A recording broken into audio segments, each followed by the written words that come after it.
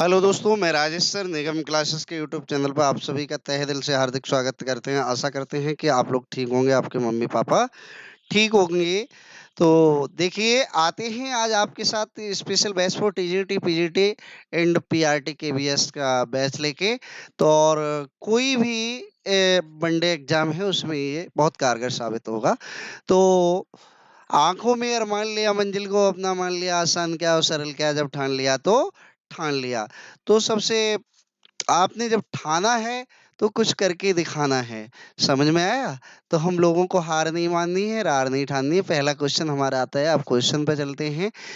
Question number 1 कह रहा है, ऋग्वेद के कौन से मंडल में देवता सोम का उल्लेख किया गया है? तो ऋग्वेद के कौन से मंडल में देवता सोम का उल्लेख किया गया है? तो सबसे पहले वेदों की संख्या कितनी है? वेदों की संख्या होती है 4। सबसे प्राचीन वेद जो होता है वो ऋग्वेद होता है। कौन सा वेद होता है भैया? जो ऋग्वेद हमारा होता है, ऋग्वेद, वो सबसे प्राचीन व प्रामाणिक वेद होता है। और ऋग्वेद के साथ-साथ जो होते हैं ऋग्वेद, और हमारे होते हैं अथर्ववेद, सामवेद, यजुर्वेद, ये चारों वेद होते हैं। अब क्वेश्चन जो कह रहा है वो ये कह रहा है कि कौन से में देवता सोम का उल्लेख है? 8वें मंडल में? जी नहीं, 8वें मंडल में तो हस्तलिखित ऋचाओं को खिल कहा गया है। तो जो आपका 9वां मंडल है, इस 9वें मंडल में आपको जो है देवता सोम का उल्लेख किया गया है। 8वें में नहीं किया गया है, 10वें में नहीं किया गया है, और 11वें में भी नहीं। तो आपका एप्रोप्राइट आंसर जो हो जाएगा, ऑप्शन नंबर बी हो जाएगा। क्वेश्चन नंबर 2 कह रहा है कि ऋग्वेद के 8वें मंडल में, ऋग्वेद के 8वें मंडल में हस्तलिखित ऋचाओं को, ये ऋचा दिया गया है। अब आप कहेंगे ये ऋचा क्या होता है? सबसे पहले आपको पता होना चाहिए ऋचा क्या। ऋचा होता है जो हम लोग श्लोक बोलते थे, ओम भूर्भुवस्सुः तत्सवितुर्वरेण्यं भर्गो देवस्य धीमहि। तो ये श्लोकों को क्या कहा गया है? ऋचाएँ कहा गया है। तो आपका जो क्वेश्चन का आंसर हो जाएगा, ऋचाओं को क्या कहा गया है? सोम कहा गया है जी। जी सोम नहीं कहा गया। क्या मैत्रेयी संहिता कहा गया? मैत्रेयी संहिता ही नहीं कहा गया। फिर क्या कहा गया है? आपका कहा गया है खिल। क्या कहा गया है? खिल। एप्रोप्राइट आंसर आपका इसका भी बी हो जाएगा, खिल कहा गया है, ना कि सोम कहा गया है। कल्पसूत्र जो जैनियों का इतिहास बताता है, और जो मैत्रेयी संहिता, ये अलग चीज़ है, खिल कहा गया। अगला क्वेश्चन नंबर 3 जो आता है वो कहता है हमारा, क्या कहता है क्वेश्चन नंबर 3, जो स्त्री की सबसे गिरी हुई स्थिति किसमें प्राप्त होती है? क्या शुक्राचार्य सूत्र में प्राप्त होती है? क्या आपकी शुक्राचार्य के सूत्र में प्राप्त होती है? जी नहीं, शुक्राचार्य के सूत्र। क्या आपकी कल्प सूत्र में प्राप्त होती है? Option number C. जी नहीं, जी नहीं, कल्प सूत्र में भी प्राप्त नहीं होती है। और गीता सूत्र, ये गीता सूत्र क्या है? कुछ भी नहीं है। तो आपका एप्रोप्राइट आंसर हो जाएगा डी, मैत्रेयी संहिता में प्राप्त होती है। अगला क्वेश्चन है, अगला क्वेश्चन है कि ये सूत्रों में कौन सा सूत्र सबसे प्राचीन व प्रामाणिक सूत्र माना गया है? उग्र श्रवा सूत्र, उग्र श्रवा कोई सूत्र नहीं है। शुक्राचार्य कोई सूत्र नहीं दिया गया। गीता का कोई सूत्र नहीं है। गीता तो एक हमारा पवित्र ग्रंथ है। तो ये हो जाएगा गौतम धर्म सूत्र को क्या माना गया है? गौतम धर्म सूत्र को सबसे प्राचीन माना गया है। किसको माना गया है सबसे प्राचीन? गौतम धर्म सूत्र को सबसे प्राचीन माना गया है। तो आगे आपका अगला क्वेश्चन पे आते हैं हम लोग। किस क्वेश्चन पे आते हैं हम लोग? अगले क्वेश्चन की पे बढ़ते हैं। क्वेश्चन नंबर जो 5 आ गया, ये कह रहा है प्राणों की संख्या कितनी है? तो क्या प्राणों की संख्या आपको 20 है? क्या प्राणों की संख्या 20 है? जी नहीं, प्राणों की संख्या 20 नहीं है। क्या प्राणों की संख्या जो है, उपनिषदों की संख्या कितनी है? क्या आपके प्राणों की संख्या 25 है? जी नहीं, 25 भी नहीं है, और 20 भी नहीं है, 7 भी नहीं है। आपका एप्रोप्राइट जो आंसर हो जाएगा, वो क्या हो जाएगा बच्चे? एप्रोप्राइट आपका जो आंसर हो जाएगा, वो आपका आंसर हो जाएगा बी। प्राणों की संख्या कितनी मानी गई है? प्राणों की संख्या जो मानी गई है, वो मानी गई है आपकी 18। प्राणों की संख्या कितनी मानी गई है? 18 प्राणों की संख्या मानी गई है। तो आपका इसका राइट आंसर जो हो जाएगा बच्चे, बच्चा पार्टी, इसका जो राइट आंसर जो हो जाएगा आपका, वो हो जाएगा 18। क्या हो जाएगा? 18। ऑप्शन नंबर बी एप्रोप्राइट आंसर है। कौन सा है? ऑप्शन नंबर बी एप्रोप्राइट आंसर दिया गया है। ऑप्शन बी के बाद में आपका अगला क्वेश्चन पे आप पढ़ेंगे। अगले क्वेश्चन का टिक हो गया है जी, टिक नहीं हो पाया है मेरे ख्याल से, तो हम टिक कर देते हैं। इसका ऑप्शन नंबर आपका जो बी दिया गया है, कौन सा दिया गया है इसका? अरे कहाँ गया? ये रहा आपका बी। इसका ऑप्शन नंबर बी सही हो जाएगा। कौन सा सही हो जाएगा? क्वेश्चन नंबर 5 का बी सही हो हो जाएगा। बी आपका सही हो जाएगा। प्राणों में सबसे प्राचीन व प्रामाणिक प्राण किसे माना गया है? कि ये देखो अग्रम प्राण लिखा हुआ है। अग्रम प्राण, अग्रम प्राण नहीं है जी। सबसे प्राचीन व प्रमाण महाप्राण और मत्स्य प्राण, ये सभी सभी प्राण तो प्राचीन प्राण व प्रामाणिक प्राण नहीं हो सकते हैं। इसका राइट या अप्रोप्राइट आंसर आपका हो जाएगा मत्स्य प्राण। क्या हो जाएगा? मत्स्य प्राण जो इसका अप्रोप्राइट आंसर हो जाएगा, मत्स्य प्राण। अगला क्वेश्चन नंबर 7 की तरफ जो चलते हैं, वो हम क्वेश्चन कह रहा है किस प्राण में राजतंत्र के साथ साथ कृषि संबंधी जानकारी दी गई है? इसके ऑप्शन लिखना शायद भूल गए हैं। तो किस में राजतंत्र के साथ साथ कृषि संबंधी जानकारी दी गई है? तो इसका अप्रोप्राइट आंसर, इसके मान लीजिए हमने जो दे दिए हैं 4 या 5 ऑप्शन दे दिए हैं, तो इसका अग्नि पुराण हो जाएगा। कौन सा पुराण हो जाएगा? अग्नि पुराण इसका आंसर हो जाएगा, अप्रोप्राइट आंसर। अगला क्वेश्चन जो क्वेश्चन नंबर 8 कह रहा है हीनयान का प्रमुख ग्रंथ। हीनयान का प्रमुख ग्रंथ क्या है? क्या हीनयान का कल्पसूत्र है? हीनयान, हीनयान पे अगर आप बढ़ते हैं तो हीनयान का प्रमुख ग्रंथ कल्पसूत्र नहीं होता है, ये जैनियों का होता है। क्या कथा वस्तु होता है? क्या अग्नि पुराण होता है या महापुराण? तो इसका जो प्रमुख ग्रंथ होता है वो कथा वस्तु होता है। क्वेश्चन नंबर आंसर का अप्रोप्राइट आंसर बी हो जाएगा। आपका जो हो जाएगा कथा वस्तु हो जाएगा। अगले क्वेश्चन की तरफ हम बढ़ते हैं। अगले क्वेश्चन जो हमारा है, नमा क्वेश्चन आता है। नमा क्वेश्चन क्या कहता है? नवे क्वेश्चन की तरफ बढ़ते हैं तो नमा क्वेश्चन कहता है जैन धर्म का प्रारंभिक इतिहास किसमें दिया गया है? तो जैन धर्म का जो प्रारंभिक इतिहास दिया गया है वो किसमें दिया गया है? तो क्या हीनयान में दिया गया है? हीनयान महायान जी तो आप बौद्ध से संबंधित है। क्या संगम सूत्र? संगम सूत्र कोई सूत्र नहीं होता है, कल्प सूत्र में मिलता है जैन धर्म का प्रारंभिक इतिहास। अब आता है अर्थशास्त्र में कितने अभिकरण दिए गए हैं। अगर आप अर्थशास्त्र की तरफ जब बढ़ते हैं तो अर्थशास्त्र में अवकरण की बात करते हैं। अर्थशास्त्र में कितने अवकरण हैं, कितने प्रकरण हैं? तो अभिकरण जो हो जाएगा आपका, अर्थशास्त्र में अभिकरणों की संख्या है 15 और प्रकरणों की संख्या 180 होती है और सर्ग की संख्या 8 होती है। तो अगला आपका है अर्थशास्त्र में कितने प्रकरण हैं? तो इसका अगला जस्ट देखो इसी में बना दिया है, प्रकरण दिए गए हैं, वो दिए गए हैं आपके 180। कितने प्रकरणों की संख्या है? 180। अगला क्वेश्चन पे बढ़ते हैं।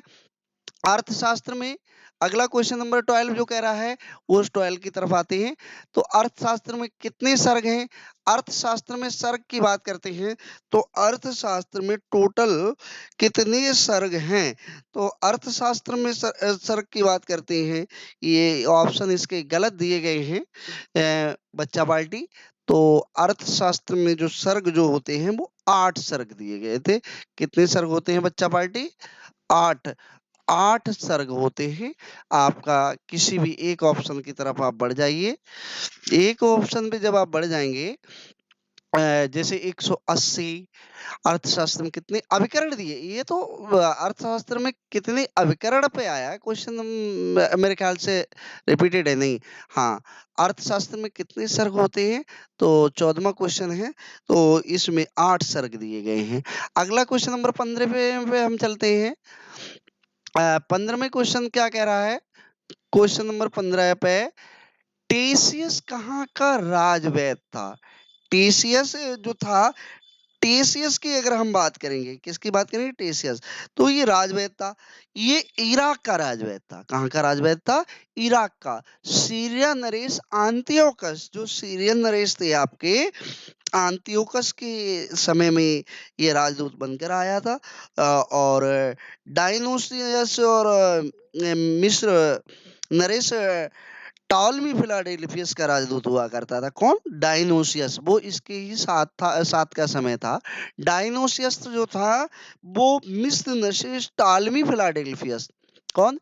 मिस्र का एक राजा हुआ करता था, टॉलमी फिलाडेल्फियस, उसका राजदूत हुआ करता था। और ये टीसीएस जो राजवैद था, ये था इराक का। अगले क्वेश्चन पे पढ़ती हैं, तो क्वेश्चन नंबर 16 में कह रहा है इतिहास का पिता किसे कहा जाता है? Most most important question.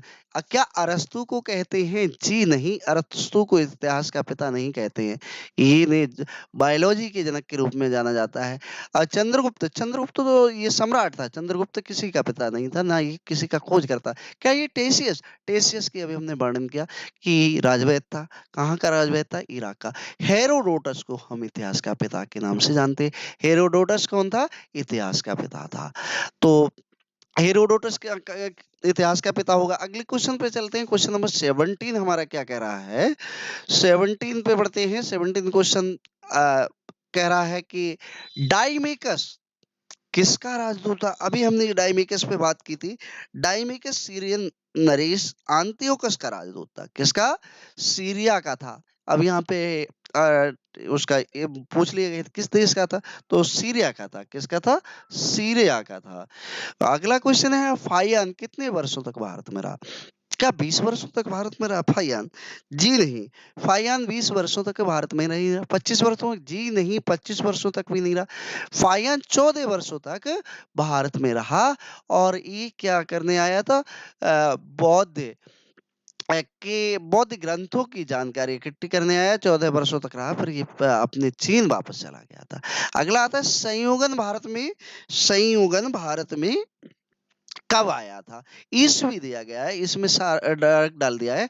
तो ईस्वी में अगर हम बात करेंगे, क्या 518 हो सकता है? 517? जी 517 का कोई ऐसा इतिहास नहीं है। 618? जी नहीं। 620? जी नहीं। तो ऑप्शन नंबर आपका ये सही हो जाएगा। अप्रोप्राइट आंसर संयोगन जो 518 ईस्वी में भारत में आया था। अगला क्वेश्चन पे चलते हैं। क्वेश्चन नंबर 20 क्या कहता है? क्वेश्चन नंबर 20 का वर्णन करते हैं। आगे क्वेश्चन नंबर 20 आता है, तो क्वेश्चन नंबर 20 कहता है वैनसांग। वैनसांग किसके शासनकाल में भारत आया था? वैनसांग क्या हर्षवर्धन के शासनकाल में आया था? कि सेलुकस निकेटर? जी सेलुकस निकेटर के में कहाँ से आएगा? क्या मेगास्थनीज चंद्रगुप्त होती है? तो वैनसांग जो था हर्षवर्धन के शासनकाल में भारत आया था। इसका अप्रोप्राइट आंसर आपका हो जाएगा ए। अगला क्वेश्चन नंबर 21 कह रहा है ह्यूएन भारत में कितने वर्षों तक रहा?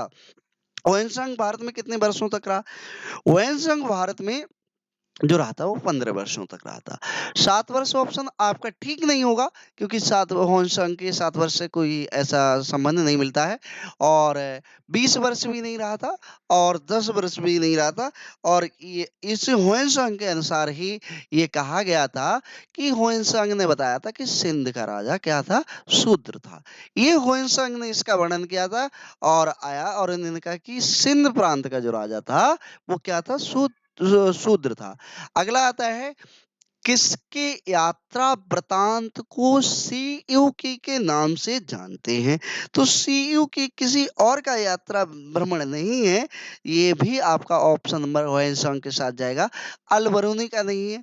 इबन बतूता, इबन बतूता जो था इसका यात्रा वृतांत जो था, इसके द्वारा एक बहुत फेमस पुस्तक लिखी गई जिसका नाम था रेहला। रेहला था, तो रेहला जी नहीं था। अलबरूनी, अलबरूनी भी नहीं। फ्रांसिस्को डी अल्मीडा, जी फ्रांस पुर्तगाली नाम की था, तो इसका कोई वर्णन नहीं है। क्वेश्चन नंबर 23 की तरफ चलते हैं। होइसंग के अनुसार सिंध का राज, अभी इससे पहले मैंने इसके वर्णन किया। क्या छत्री था? जी नहीं, छत्री नहीं। क्या वैश्य था? वैश्य भी नहीं था। क्या ब्राह्मण था? होइसंग के अनुसार सिंध का राजा शूद्र था। क्या था? शूद्र था। अलबरूनी ने किस किताब की रचना की थी? क्या सीयू की थी? सीयू की अभी हमने आप वर्णन किया था, इसको आप लिख लेंगे। सीयू की किसकी थी? तो सीयू की के बारे में आप लिख लेंगे, मैं ज्यादा वर्णन नहीं करूँ। फोकी की भी नहीं थी। क्या रेला तो इब्न बतूता की थी। तो अल बरूनी की जो किताब थी उसका नाम था, जिसकी रचना की थी, किताबुल हिंद। क्या था? किताबुल हिंद की रचना अल बरूनी ने की थी। इब्न बतूता द्वारा अरबी भाषा में लिखा गया। किसके द्वारा? इब्न बतूता द्वारा। उसका यात्रा वृत्तांत क्या कहलाता है? तो अभी हम जस्ट इस पे चर्चा कर चुके हैं, सीकी के ऊपर कर चुके हैं, फोकी के ऊपर कर चुके हैं, किताबुल हिंद पे। तो इसका क्या, इब्न बतूता का जो हो जाएगा वो रेहला हो जाएगा।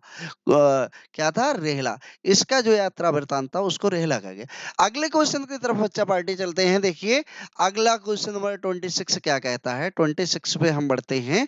26 क्वेश्चन कह रहा है, इब्न बतूता को किसने काजी या न्यायाधीश नियुक्त किया? क्या अकबर ने? जी नहीं, अकबर के समय में तो आया ही नहीं था। क्या औरंगजेब? औरंगजेब भी एक अच्छा शासक नहीं था औरंगजेब के समय में। क्या मोहम्मद बिन तुगलक ने? क्या ग्यासुद्दीन तुगलक ने? ग्यासुद्दीन जो तुगलक है, ये ग्यासुद्दीन तुगलक तो मोहम्मद बिन तुगलक के बाद में आया। मोहम्मद बिन तुगलक ने इसे काजी नियुक्त किया था, जिसे न्यायाधीश की पदवी इसने दी थी। इसकी विद्वत्ता से प्रभावित होकर, इब्न बतूता की विद्वत्ता से प्रभावित होके कि ये बहुत विद्वान व्यक्ति है और इसे हम क्या करेंगे, न्यायाधीश या काजी नियुक्त करेंगे। और एक बहुत अच्छी बात, मोहम्मद बिन तुगलक ने ही दिल्ली की पहाड़ियों में एक तुगलका नामक शहर बसाया था। तुगलकाबाद। तुगलकाबाद की स्थापना किसने की? और इसने अपनी राजधानी को भी तुगलकाबाद बनाया था। किसने? जो मोहम्मद बिन तुगलक हुआ करता था। आगे आता है अब अगला क्वेश्चन 26 पे हम जाएंगे। कंगूर तथा तंगूर ग्रंथ की रचना किसने की थी? James Watt. अरे भैया, जेम्स वाट कहाँ चले जाओगे? Marco Polo. मार्को पोलो तो मार्को पोलो तो एक यात्री था और इसने पैदल मार्ग की यात्रा की थी। मार्को पोलो भी नहीं, हेरोडोटस इतिहास का पिता था। और जेम्स वाट ने क्या बनाया था? जेम्स वाट ने क्या बनाया था? वाप का इंजन बनाया था। तो आपका जो होता है तारानाथ, तारानाथ ने कंगूर तथा तंगूर नामक ग्रंथ की रचना की थी। आपका अप्रोप्राइट आंसर हो जाएगा तारानाथ। अगला क्वेश्चन 28 आता, चारों वेदों को किस नाम से जानता? धर्म। धर्म तो एक रिलीजियस हो गया, धर्म नहीं। क्या वेद? वेद तो वेद है, वेद नहीं हो। उपनिषद, उपनिषद भी नहीं। चारों वेदों को कहा जाता है संहिता। जैसे आपका कोई एक पर्टिकुलर नाम होता है, नाम तो आपका रख दिया गया श्याम सुंदर, लेकिन उसने श्यामू, रामू, मोनू, टोनू, बंटी, संटी इस तरह से बोलते रहे। तो वेदों को भी इसी प्रकार से उसका असली जो वेदों को, चारों वेदों को कहा गया वो संहिता कहा गया। क्या कहा गया? संहिता कहा गया। ऋचाओं को पढ़ने वाले ऋषि को क्या कहते थे? होत्री कहते थे, पंडित कहते थे, क्या पुजारी कहते थे? पुजारी तो पूजा पाठ करने वाले होते हैं, पुजारी नहीं कहते थे। मठाधीश, मठ में रहने वाले को मठाधीश कहते हैं। और मठाधीश जो होता है ये हिंदुओं में नहीं होता है, ये मठ में होते हैं वो। और हिंदुओं का जो होता है मंदिर होता है। तो मठ में रहने वाला व्यक्ति होता है वो होता है मठाधीश। पंडित, पंडित हवन पूजन का कार्य करते हैं। तो ऋचाओं को पढ़ने वाले जो ऋषि थे उनको होत्री कहते थे। क्या कहते थे? होत्री कहा जाता था। ऋग्वेद में प्रयुक्त अदन्या शब्द का संबंध किससे है? तो क्या युद्ध से है? क्या आग से है? क्या वेद से है? या गाय से है? तो मेरे प्यारे बच्चों, जो अधन्या, ये क्वेश्चन आया था टीजीटी आपका, जो इससे पहले वाला टीजीटी हुआ था। अधन्या शब्द, एक अधन्या शब्द का मतलब होता है ना मारे जाने वाला पशु। तो गाय के लिए किया गया था। युद्ध में प्रयोग, युद्ध का वर्णन नहीं है, वैसे युद्ध इससे रिलेटेड है। तो इसका अधन्या शब्द जो प्रयोग किया गया है वो गाय के लिए प्रयोग किया गया। अगला आता है, शाम वेद के पाठकर्ताओं को क्या कहते हैं? देखो अभी हमने होत्री किसके पाठकर्ताओं को बताया? जो ऋचाओं को, ऋचाओं को पढ़ने वाले को होत्री कहते थे। पुजारी पूजा करने वाले को कहते थे। पंडित जो होता है हवन पूजन सामग्री भिक्षा मांगने का कार्य करता है, उद्राती कहते थे। सामवेद के पाठकर्ताओं को उद्राती के नाम से जाना जाता था या कहा जाता था।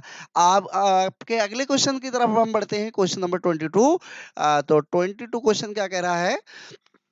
22 क्वेश्चन आता है। 22 क्वेश्चन कह रहा है, किस वेद को संगीत का वेद कहा जाता है? ऋग्वेद नहीं, ऋग्वेद सबसे प्राचीन वेद है। क्या अथर्ववेद? ये जादू टोने का वेद होता है अथर्व। संगीत का जो वेद हुआ करता था वो सामवेद हुआ करता था। क्या होता था? सामवेद को संगीत का वेद कहा जाता था। किस वेद में कन्याओं के जन्म की निंदा की गई है? किस वेद में कन्याओं के जन्म की निंदा की गई है? तो भैया ऋग्वेद में नहीं, ऋग्वेद में इस तरह का कुछ नहीं आता है। क्या सामवेद में? नहीं, सामवेद संगीत का वेद कहलाता है। क्या यजुर्वेद? यजुर्वेद इसका अप्रोप्राइट आंसर सी हो जाएगा। अथर्ववेद में कन्याओं के जन्म की निंदा की गई है। कौन सी वेद में? अथर्ववेद में। किस वेद को जादू टोने का? कितना अच्छा आंसर क्वेश्चन मिला है हमें। जादू टोने का वेद के नाम से जाना जाता है, ये कोई और नहीं है आपका अथर्ववेद ही जादू टोने का वेद हो जाएगा। संगीत का वेद सामवेद, ऋग्वेद सबसे प्राचीन वेद, यजुर्वेद इस तरह का कोई वर्णन नहीं, अथर्ववेद को ही जादू टोने का वेद कहा जाता है। अगले क्वेश्चन की तरफ बढ़ते हैं। Question number 35। ऋग्वेद में इंद्र को कितनी ऋचाएं समर्पित हैं?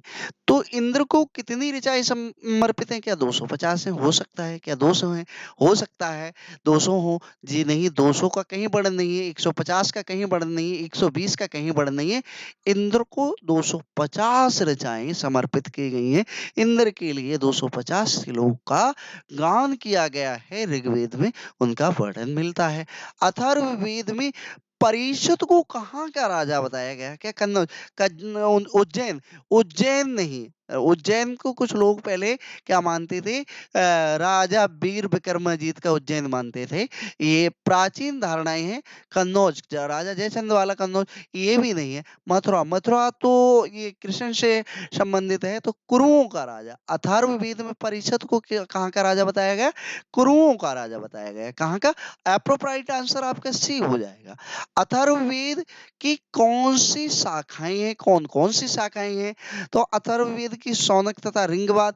जी नहीं, शौनक तथा पेपलाद हो सकता है। शौनक तथा संगीतवाद हो सकता है। संगीतवाद तथा पेपलाद, तो इसका अप्रोप्राइट आंसर आपका एक ही तरफ जाएगा, शौनक तथा पेपलाद अथर्ववेद की शाखाएं हैं। दो शाखाएं हैं अथर्ववेद की, जिसमें शौनक तथा पेपलाद। अगले क्वेश्चन की तरफ आपको बढ़ते हैं, 38 क्वेश्चन की तरफ। 38 क्वेश्चन कहता है पतंजलि किसके पुरोहित थे? क्या चंद्रगुप्त के थे? क्या अशोक के थे? पुष्यमित्र शुंग के थे? समुद्रगुप्त के थे? भैया अशोक, महान सम्राट अशोक के नहीं थे पतंजलि। चंद्रगुप्त के? जी नहीं, पतंजलि चंद्रगुप्त के भी पुरोहित नहीं थे। पतंजलि जो थे पुष्यमित्र शुंग के पुरोहित थे।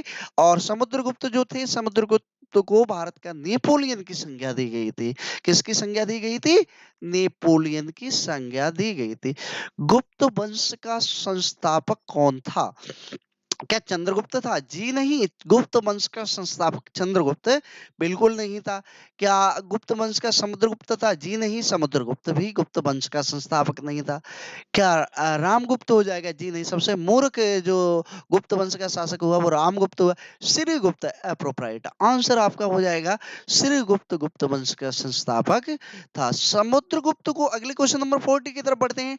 समुद्रगुप्त को किस उपाधि, समुद्रगुप्त ने कौन सी उपाधि ग्रहण की? क्वेश्चन टाइप करने में थोड़ा हो सकता है। समुद्रगुप्त ने कौन सी उपाधि को ग्रहण किया था? तो कर्णिक, या राजा की, या मंत्री की, या धड़बंदी? समुद्रगुप्त को धड़बंदी की उपाधि ग्रहण की थी समुद्रगुप्त ने। अप्रोप्राइट आंसर आपका डी हो जाएगा। समुद्रगुप्त ने धड़बंद की उपाधि ग्रहण की थी। अगला क्वेश्चन नंबर 41 की तरफ हम बढ़ते हैं। तो क्वेश्चन नंबर 41 क्या बताता है? क्वेश्चन नंबर 41 कहता है किसके अनुसार समुद्रगुप्त को भारत का नेपोलियन कहा गया? ये क्वेश्चन आया, फंसने वाला, आपके एग्जाम में जरूर फंसेगा। क्या विंसेंट स्मिथ हो सकता है? क्या रमाशंकर त्रिपाठी? रमाशंकर त्रिपाठी साहित्य से थे। क्या रॉबर्ट हुक? जी नहीं, ये अलग है। क्या चंद्रगुप्त? तो इसका अप्रोप्राइट आंसर हो जाएगा विंसेंट स्मिथ। कौन सा हो जाएगा? विंसेंट स्मिथ को समुद्रगुप्त, विंसेंट स्मिथ ने समुद्रगुप्त को भारत का नेपोलियन सबसे पहले कहा था, और इन्हें इसीलिए भारत का नेपोलियन और ये बीड़ा वादन भी बहुत किया करते थे। जो आपके समुद्रगुप्त थे, इनकी हमेशा प्रतिमाएं देखोगे तो उसमें वीणा के साथ इन्हें दिखाया गया है। संगीत के ये बहुत विश्वास रखते थे, संगीत को गाना और इस तरह से। अब तो इन्हें सबसे पहला इसका अप्रोप्राइट आंसर ए हो गया विंसेंट स्मिथ। अगला क्वेश्चन 42 की तरफ चलते हैं। भूमि अभिलेख को रखने वाले अधिकारी को क्या, भूमि अभिलेख को रखने वाला अधिकारी को किस नाम से जाना जाता था? तो दिनार, दिनार तो एक या महाचपड़िक या रुपया या मोहरे। तो भूमि अभिलेख को रखने वाले अधिकारी को आई थिंक महाछपड़िक, क्या किस नाम से जानते थे? भूमि को रखने वाले अधिकारी को जो कहा जाता था वो कहा जाता था महाछपड़िक कहा जाता था, भूमि अभिलेखों को रखने वाले अधिकारी को। क्योंकि दिनार, रुपया, मोहरे ये तो आपकी मुद्राएं हो गई, तो महाछपड़िक हो जाएगा। गुप्त राजाओं राजाओं ने सर्वाधिक मात्रा में किसके सिक्के चलाए? बहुत लड्डू सवाल है। क्या पीतल के? जी नहीं। गुप्त काल को ही स्वर्ण काल की संज्ञा दी गई। क्या तांबे के, चांदी के? नहीं। गुप्त राजाओं ने स्वर्ण सिक्के चलाए, सोने के सिक्के चलाए, यानी स्वर्ण कॉइन चलाए थे। तो गुप्त राजाओं ने सब, इसका अप्रोप्रिएट आंसर ए की तरफ चलेंगे। अगला क्वेश्चन जो आपका है वो है गुप्त काल को किस काल के नाम से, अभी हमने इसका आंसर भी बता दिया। क्या लौह युग था गुप्त काल? लौह युग नहीं होगा। क्या भूतकाल? अरे ये भैया भूतकाल तो टेंस में प्रयोग होता है, ये भूतकाल नहीं था। क्या संगीत का काल? जी नहीं, संगीत का काल भी नहीं था। गुप्त काल को स्वर्ण युग या स्वर्ण काल के नाम से जाना जाता था। अगला क्वेश्चन है गुप्तकालीन स्वर्ण मुद्राओं को अभिलेखों में क्या कहा गया है? स्वर्ण मुद्राओं को महाछपड़िक, महाछपड़िक अभी हमने चर्चा की, महाछपड़िक तो नहीं हो सकता, रुपया नहीं हो सकता, मोहरे नहीं हो सकता। इसका अप्रोप्रिएट आंसर दिनार की तरफ चला जाएगा। किसकी तरफ जाएगा? दिनार। गुप्तकालीन जो स्वर्ण मुद्राएं होते थे उन्हें दिनार कहा जाता था। अभी दिनार जो है कहीं की मुद्रा भी है, लेकिन इसे दिनार कहते थे। गुप्त काल में व्यापारियों की समिति को क्या कहा जाता था? गुप्त काल में जो व्यापारियों की समिति होती थी उसे क्या कहा जाता था? तो गुप्त व्यापारियों की समिति को यानी क्या कहते थे? क्या श्रेष्ठी कहते थे, निगम कहते थे, या सार्थ कहते थे? आपका निगम तो आपका चैनल ही है। जो गुप्त काल में व्यापारियों की समिति है तो उसे निगम ही कहा जाता था। क्या कहा जाता था? निगम ही कहा जाता था, क्योंकि आपका चैनल भी निगम क्लासेस नाम से है। अगले, तो ज्यादा से ज्यादा थोड़ा शेयर यार करो। आप लोग शेयर भी नहीं कर रहे हो, लाइक भी नहीं कर रहे हो मेहनत का। अगर आपको पसंद आए तो जरूर करो। निगम का प्रधान कौन होता था? निगम का प्रधान जो होता था उसकी तरफ बढ़ते हैं। तो निगम का प्रधान कौन होता था गुप्त काल में? निगम का प्रधान किसे कहते थे? निगम के प्रधान को कहते थे क्या श्रेष्ठी कहते थे या निगम कहते थे?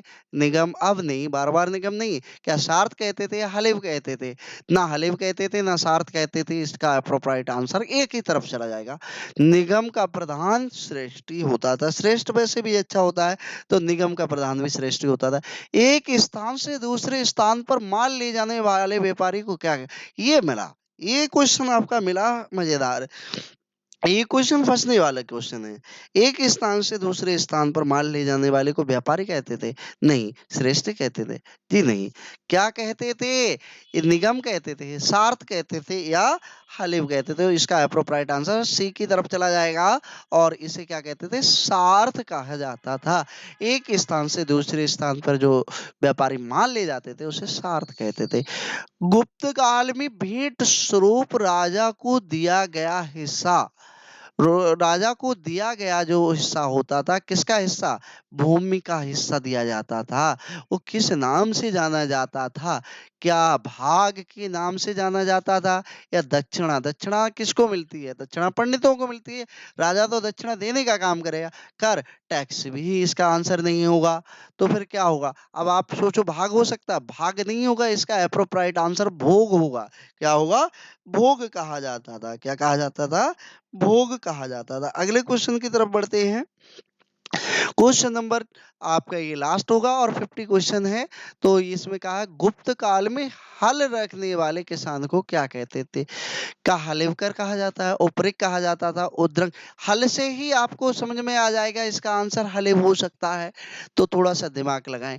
अगर आपको हमारे द्वारा की गई मेहनत और एग्जाम पास करना है तो इस चैनल को आप जुड़िए, लाइक कीजिए, शेयर कीजिए, ज्यादा से ज्यादा अपने दोस्तों को शेयर कीजिए। अब जब आपकी जॉब लग जाए, आपके हाथ में अपॉइंटमेंट आ जाए, आप इसे अनसब्सक्राइब करते हैं। Thank you for watching this video. कल फिर मिलते हैं एक नई वीडियो के साथ।